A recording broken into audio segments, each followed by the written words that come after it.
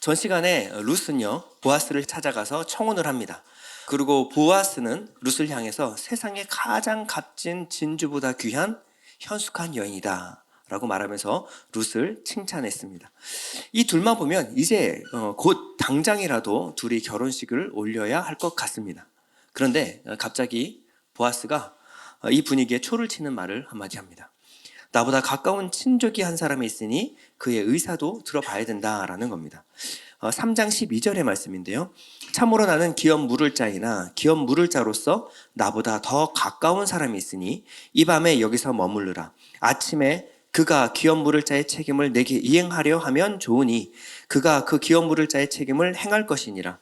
만일 그가 기업 물을 자의 책임을 내게 이행하기를 기뻐하지 아니하면 여호와께서 살아계심을 두고 맹세하노니 내가 기업 물을 자의 책임을 내게 이행하리라. 네, 이제 분위기가 싸늘해졌습니다. 그리고 두 남녀가 굉장히 어색하게 앉아 있다가 새벽에 이제 보아스는 시어머니께 돌아가는 룻에게 보리를 6번 되어줍니다. 이것은 히브리식 언어라고 말씀을 드렸습니다. 6에 담긴 의미는 꽉 차다, 최선의 노력을 다했다. 그리고 이제 곧 7, 안식이 가까웠다라는 언어였습니다. 나오미는 이 6에 담긴 보아스의 약속을 정확하게 이해를 했고요. 그 의중을 정확하게 파악하고 이렇게 말을 합니다. 3장 18절인데요. 그 사람이 오늘 이 일을 성취하기 전에는 쉬지 아니하리라. 약속으로 이해하고 붙들었습니다. 그리고 이제 4장으로 넘어갑니다. 자, 룻과 보아스가 과연 결혼이 이루어질까라는 것이 초미의 관심사입니다. 보아스는 지금 룻과 밤을 샜잖아요. 그러니까 잠을 한숨도 못 잔 상태에서 나오미의 말대로 아침 일찍 성읍 문으로 나갑니다. 4장 1절인데요. 보아스가 성문으로 올라가서 거기 앉아있더니, 여기 성문은요, 마을 중앙에 있는 광장을 상징합니다. 성문 앞에 있는 이 광장은 사람들이 물건을 사고 파는 상거래가 일어나는 곳이기도 하고요. 그리고 어려운 문제나 그리고 답답하고 억울한 문제가 생겼을 때 재판을 하는 곳이기도 합니다. 이곳에는 많은 이제 장로들이 앉아 계셨는데 이 성읍에 있는 이 장로들이 중대한 문제들을 재판하는 일에 재판관이 되어 주었기 때문에 그렇습니다. 이곳에 지금 보아스가 앉아 있는 것입니다. 그렇다면 이제 보아스가 앉아 있다라고 하는 것은 내가 장로진과 또 이스라엘 사람들에게 이제 부탁하고 싶은, 요청하고 싶은 재판, 판단할 만한 일을 갖고 왔습니다라는 말일 겁니다.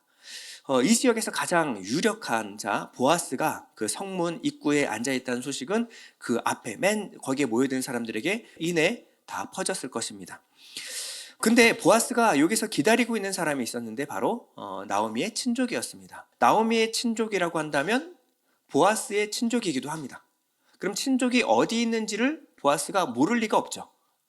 그의 이름과 또 그리고 나이, 사는 곳까지 다 알고 있었기 때문에 먼저 그 친족에게 찾아가서 친족을 데려오는 것이 원래 순서지 않습니까? 근데 보아스는 이것보다 먼저 이 일을 조금 더 공적으로 키우고 싶은 마음이 있었던 것 같습니다.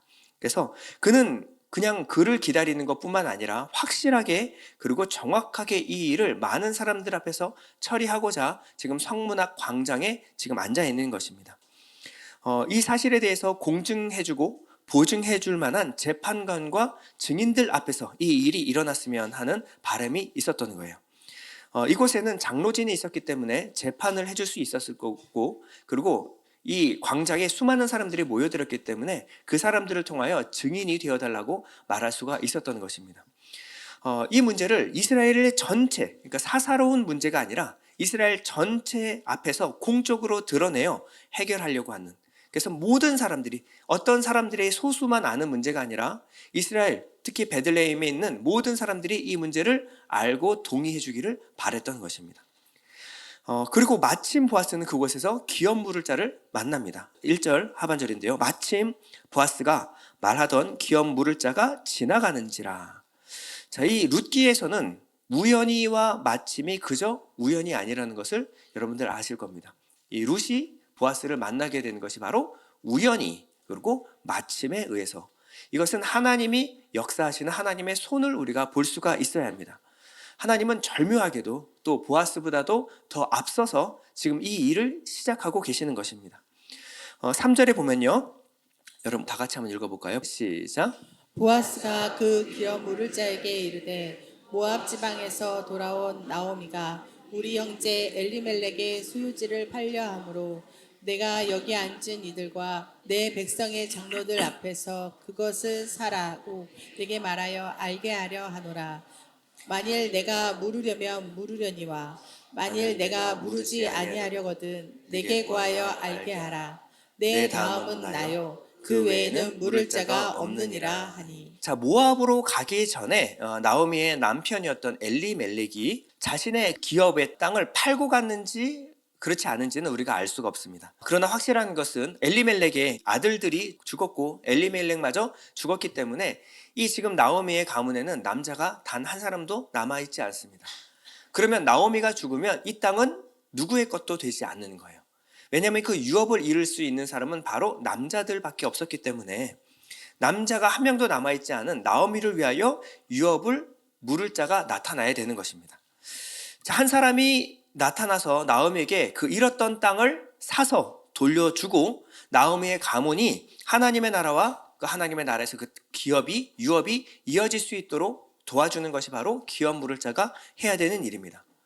근데 이 많은 사람들 앞에서 이렇게 지금 이 일을 벌리고 있는 것은요, 자칫 위험해질 수 있는 위험 부담이 있습니다. 만약에 가까운 친족 중에서 한 사람이 내가 모르겠소라고 대답을 하면요, 그럼 문제가 심각해집니다.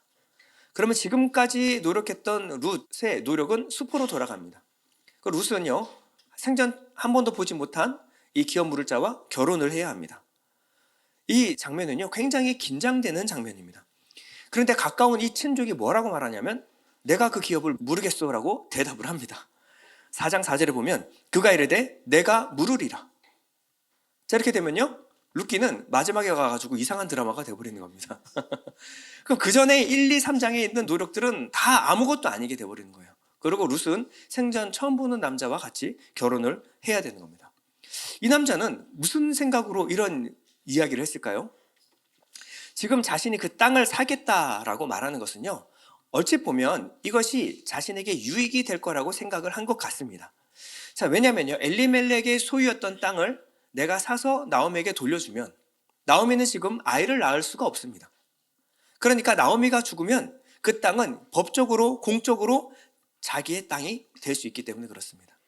그러니 소유지의 땅을 자기가 지금은 당장 사지만 원래는 이스라엘에서는 땅을 사고 팔 수가 없었거든요. 그런데 나오미를 위하여 내가 샀고 나오미가 죽으면 내 땅이 되는 것은 좋은 투자라고 생각할 수도 있는 거예요. 그러면 내가 사서 나중에 내가 가지면 되지 라고 생각을 한 것 같습니다. 지금 이 친족의 결정에 의해서 지금 나오미도 또 룻도 위험에 처해지게 된 것 같습니다. 만약에 보아스가 이렇게 좀 뭔가 판을 키우지 말고 공적으로 일을 처리하지 않았으면 어땠을까요? 이런 공식적인 절차를 밟지 않고 룻이 청혼을 했을 때 청혼을 승낙해서 둘이 그냥 결혼을 하는 것도 좋은 선택이었을 것 같습니다. 그리고 개인적으로 또 사적으로 이 사람을 만나가지고 차라리 설득을 좀 한 다음에 그리고 판을 키웠어도 괜찮지 않았을까요? 근데 보아스는 굳이 이렇게 모험을 감행했습니다. 그리고 이 사람이 아니나 다를까 내가 모르겠소 라고 대답을 해버린 겁니다.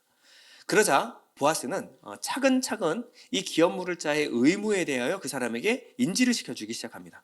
5절에 보면요, 보아스가 이르되 내가 나오미의 손에서 그 밭을 사는 날에 곧 죽은 자의 아내 모압 여인 룻에게 해서 사서 그 죽은 자의 기업을 그의 이름으로 세워야 할지니라 하니. 자, 뭐냐면요, 나오미만 볼 것이 아니라 그에게 며느리가 있는데 이 룻과 결혼을 한 뒤에 룻에게서 나온 아들에게 이 모든 재산을 상속해 줘야 된다라는 겁니다. 예전에 이 보아스는요, 룻을 현숙한 여인이라고 말했는데요, 지금 뭐라고 말하냐면 모압 여인, 이방 여인 룻이라고 돌려서 말하고 있어요. 왜냐하면 이 사람이 포기하도록 유도를 지금 하고 있는 겁니다. 나름 전략인 거죠. 그리고 지금 당신이 지금 선택하는 기업 물은 것은 땅만 볼 게 아닙니다. 이방 여인 룻과 결혼을 해야 되고요. 두 번째, 그녀와 아들을 낳아서 그녀 아들을 양육해야 합니다. 근데 이 아들은 당신의 아들이 아니라 엘리멜렉 가문의 아들이 되게 해야 합니다. 그리고 나중에 당신이 비싼 값을 주고 산 땅을 그 아들에게 전부 다 상속해 줘야 합니다. 그래도 기업을 무르겠습니까? 라고 물어보는 겁니다. 요약하면 당신 돈 많이 쓰고 나중에 그 아들에게 다 상속해줘야 돼요. 당신 거 아닙니다. 땅을 보고 지금 결정하시나 본데 땅을 산다고 할지라도 당신의 소유가 되는 것이 아닙니다. 이 사람의 의도를 정확하게 파악하고 찌르고 들어가는 겁니다. 이 세상의 이 기업 물을 자에 대한 하나님의 제도는요, 강한 자에게는 굉장히 불리하고요, 약한 자에게 유리한 제도입니다. 세상에 이렇게 불리한 제도를 받아들일 사람이 어디 있습니까?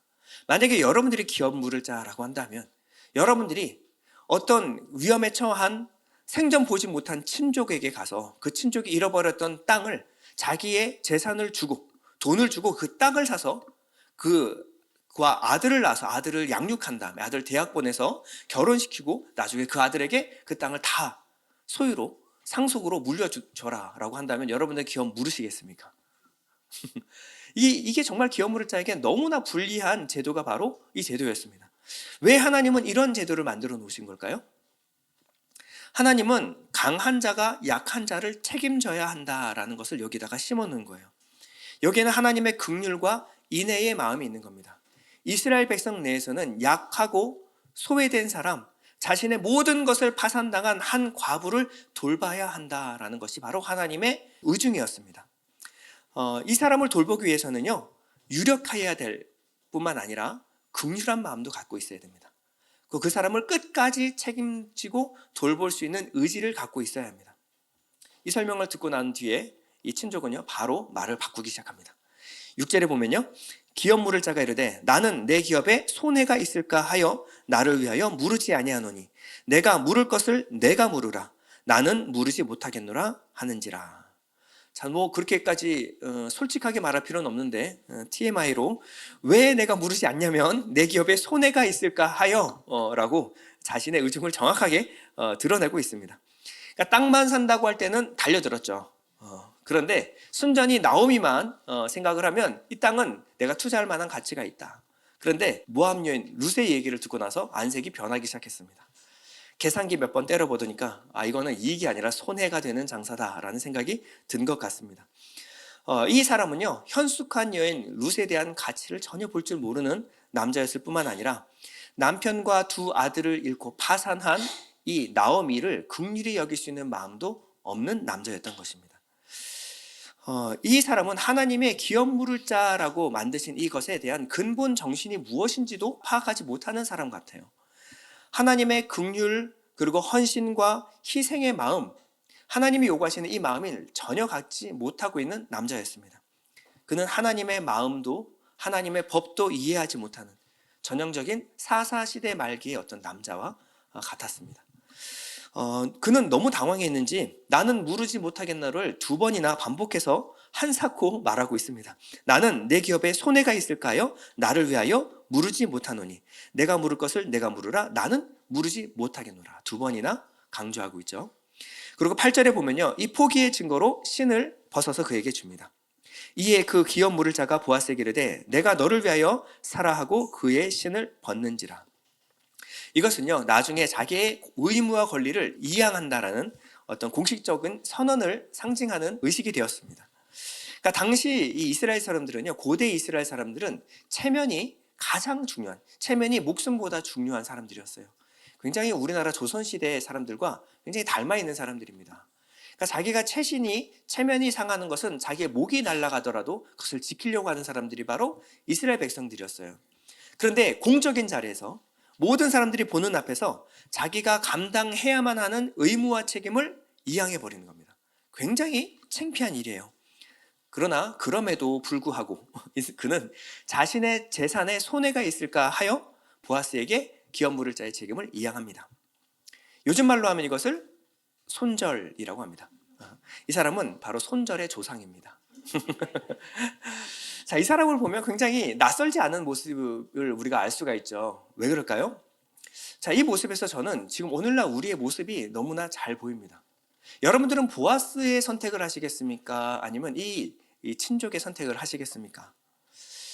저는 이 땅에서 교회가 왜 능력을 잃어버리게 되었는가를 여기서 발견하게 되었습니다. 문제가 뭐냐면 우리가 너무 똑똑하기 때문에 그렇습니다. 내게 무엇이 이익이 되는지를 너무 잘 계산하게 되어버렸어요.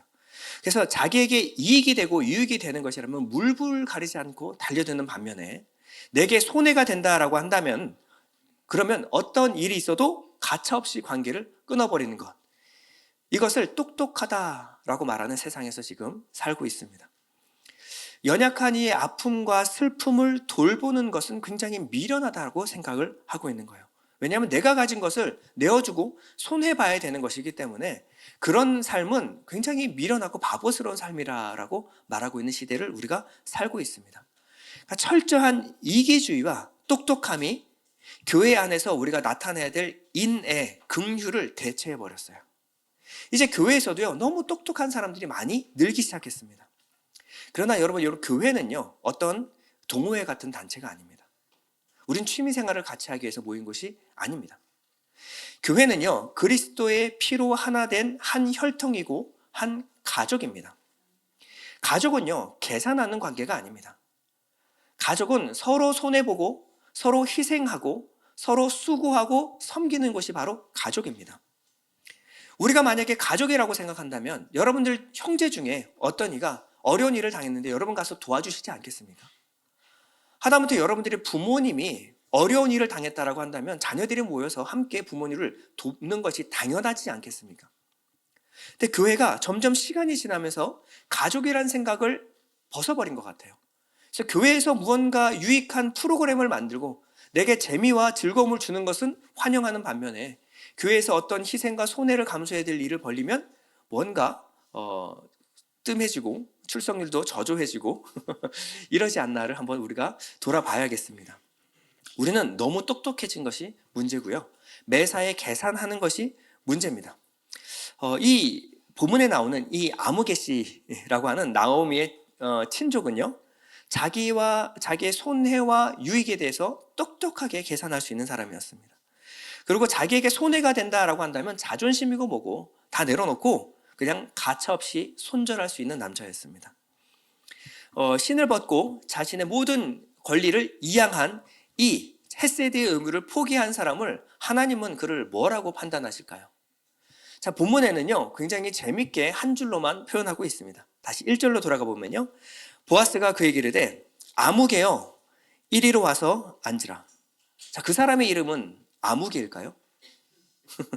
아니죠. 자, 그 사람의 이름을 보아스가 몰랐을까요? 몰랐을 리가 없습니다. 베들레헴은 좁은 동네고요. 친족 간에 서로 간에 이름을 아는 것은 당연한 일이었습니다. 그런데 이 이름을 뭐라고 지금 기록하냐면 보아스는 이름을 불렀을 거예요. 근데 루키의 저자이신 성경님은 뭐라고 하냐? 아무개라고 기록을 한 겁니다. 아무개는 알모니라는 말인데 어떤 한 사람, 그냥 완전한 타인 중에서도 이름 모르는, 저기요 아저씨, 서울 사람들 아저씨, 전라도는 거시기, 이거 저 거시기, 그냥 대답, 이름조차 부를 만한 가치가 없다라는 겁니다. 이 표현에는요, 성경의 저자의 의도가 굉장히 다분하게 담겨 있습니다. 자신의 친족을 살릴 마음, 하나님의 헤세드를 모르고 잊고 살아가는 이 사람을 뭐라 그러냐면, 성령님은 그런 사람의 이름은 너희들이 앞으로 기억할 필요도 없다. 그러니까 그냥 아무개라고 기록하자라고 하신 것 같아요. 세상의 유익과 돈, 그리고 이 돈을 위하여 내게 부여된 책임, 의무, 하나님의 긍휼함을 잊어버린 세대, 이 세대를 하나님은 뭐라고 말씀하고 계실까요? 사람들은 똑똑한 세대, MZ세대 이렇게 말할지 모르지만 하나님은 아무개 세대라고 말할지도 모릅니다. 율법에서 명한 바 사랑과 긍휼을 저버리고 연약하고 위험에 처한 사람을 나 모른 채 하는 이 사람을 하나님 뭐라 그러냐면 나도 너를 이제 모른 채 하겠다라고 주님께서 말씀하고 계시는 거예요. 세상에는 그 사람들을 뭐라 그러냐면 똑똑한 사람이라고 말할지 모르지만 성경은 그 사람을 미련한 바보라고 말하고 있는 것입니다. 여러분, 우리는 어떻습니까? 우리는 세상에서는 무명하나 하나님이 그 이름을 기억해 주는 사람입니까? 아니면 세상에서는 유명하지만 하나님께 무명한 아무개입니까? 세상에서는 유명한 사람이 있고 인플루언서고 파울러우스가 몇 명이고 똑똑한 사람인데 하나님께는 이름조차 기억하고 싶지 않은 그런 사람일지도 모릅니다. 우리는 세상에서 무명해질지라도 하나님이 내 이름을 기억해 주는 사람이 되어야 합니다. 세상에서는 좀 미련하고 바보 같다라는 얘기를 들을지 몰라도 하나님이 기억해 주는 사람, 하나님이 기억하시는 인생이 바로 복된 인생인 줄 믿습니다. 고린도후서 6장 8절인데요. 여러분 다 같이 한번 읽어보겠습니다. 우리는 속이는 자 같으나 참되고 무명한 자 같으나 유명한 자요 죽은 자 같으나 보라 우리가 살아있 징계를 받은 자 같으나 죽임을 당하지 아니하고 근심하는 자 같으나 항상 기뻐하고 가난한 자 같으나 많은 사람을 부유하게 하고 아무것도 없는 자 같으나 모든 것을 가진 자로다. 아멘. 이것이 바로 그리스도인의 정체성입니다. 무명한 자 같으나 누구에게 유명한 자일까요? 하나님 앞에서 유명한 자가 되는 겁니다. 아무것도 없는 자 같으나 모든 것 그리스도의 성품을 가진 자가 바로 그리스도인인 줄 믿습니다. 이제 한 차례 위기가 지나갔습니다. 가까운 친족 거시기 씨는 이제 기업 물을 길을 포기해 버렸습니다. 이제 기업 물을 그 다음 순위는 바로 보아스입니다.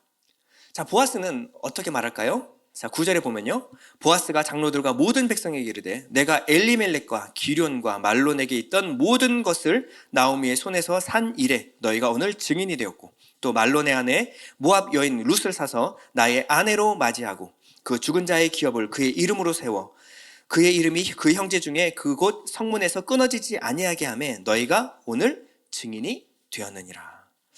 자, 많은 사람들과 재판관으로 서 있는 장로진들에게 이런 얘기를 합니다. 두 가지를 얘기하고 있는데요. 첫 번째는 나는 이제 모압 여인 룻과 결혼하게 될 것입니다.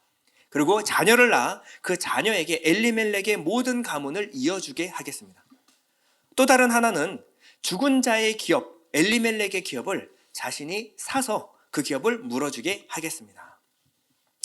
이런 세상 사람들이 볼 때는요, 보아스는 바보입니다. 이 거시기 씨의 계산으로 하면 이것은 절대 이익이 될 수 있는 장사가 아닙니다. 이것은 자기에게 도움이 되지 않을 뿐더러 손해를 끼치는 허비입니다. 허비. 그러니까 자기가 돈을 다 사서 애꿎은 사람에게 다 물려줘야 되는. 이거는요, 자신에게는 어떠한 이익도 남지 않는 거예요. 근데 뭐 하고 있냐면 많은 사람들 앞에서 내가 그 일을 할 거라고 공포를 지금 하고 있는 겁니다. 이 모습이 어떻게 보이십니까? 세상 사람들이 볼 때는 굉장히 바보 같은 사람인 거예요. 자, 여러분 주님의 몸인 교회가 어떻게 하면 부흥이 될 수 있을까요? 이 교회가 어떻게 세워지고 어떻게 부흥이 될 수 있을까요?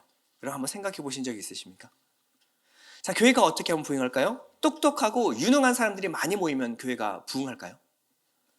세상에서 잘 나가는 유력한 사람들, 막 정치가나 재벌가들이 많이 모이면 이 교회가 정말 유명하고 힘 있는 교회가 될까요? 우리는 숱한 경험들을 보고 그렇지 않다는 것을 알고 있습니다. 교회는 그런 방식으로 부흥하지 않습니다. 주님의 교회는요, 보아스 같은 바보들이 많아야 부흥을 합니다.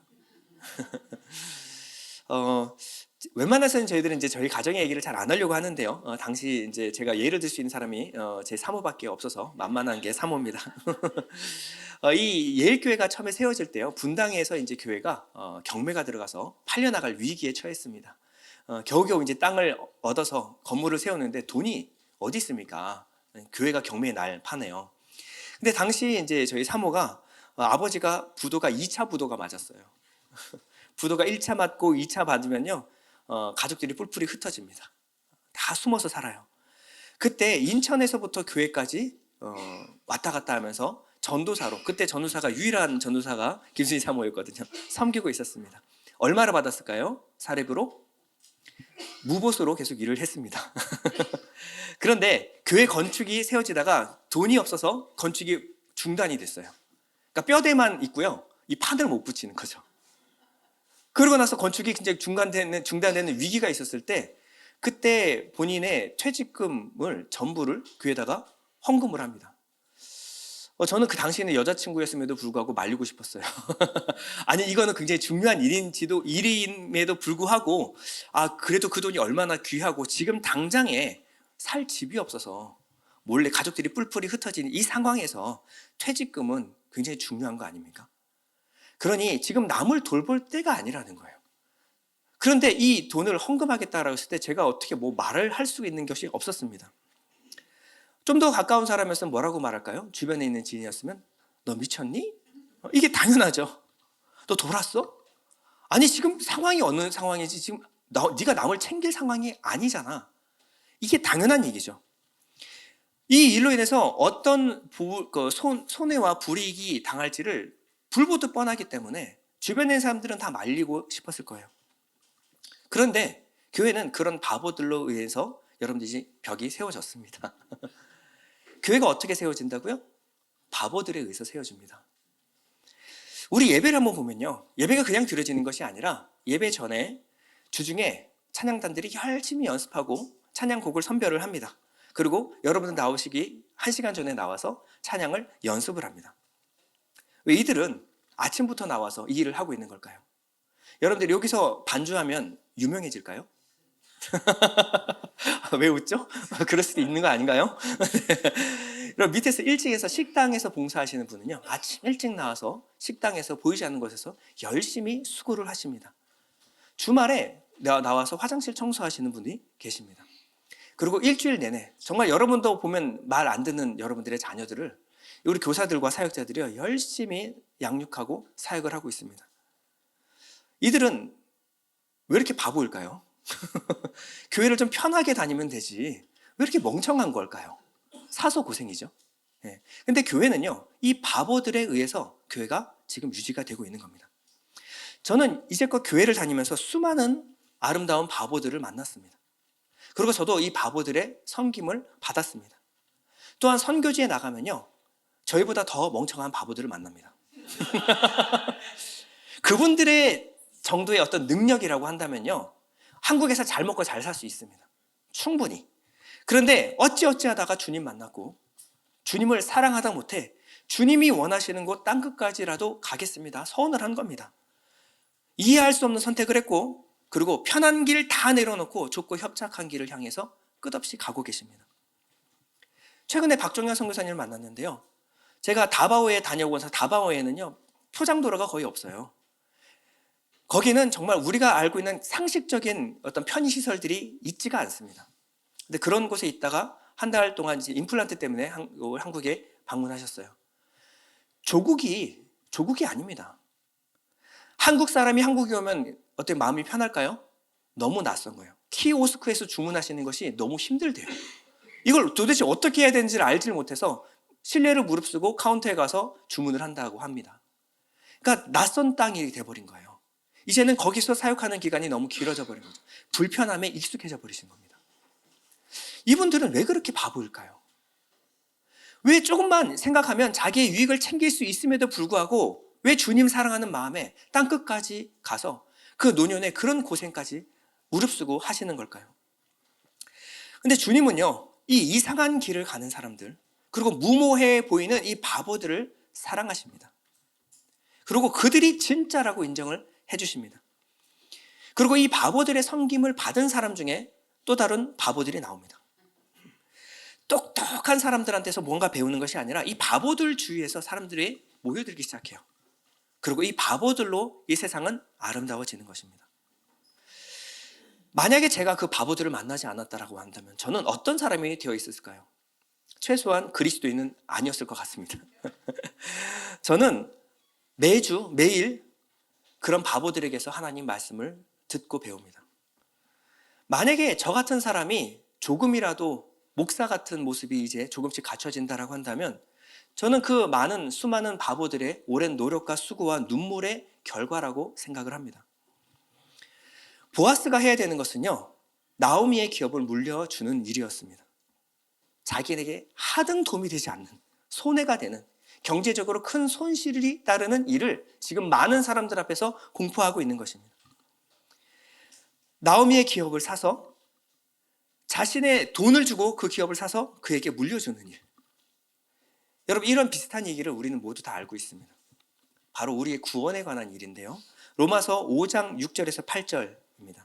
우리가 아직 연약할 때에 기약대로 약속대로 예수께서 경건하지 않은 자를 위하여 죽으셨도다.